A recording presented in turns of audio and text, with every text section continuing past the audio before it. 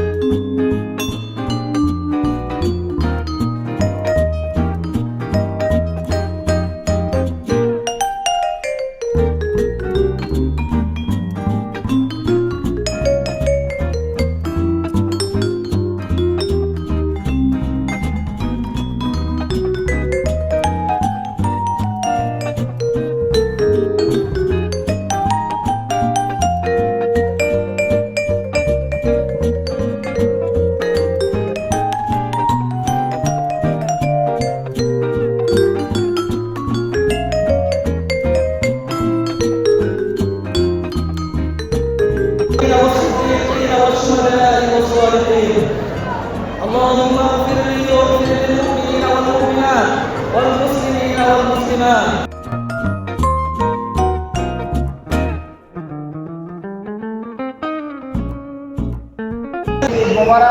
Il adesso finito il salato andiamo tranquillamente, non facciamo disastro.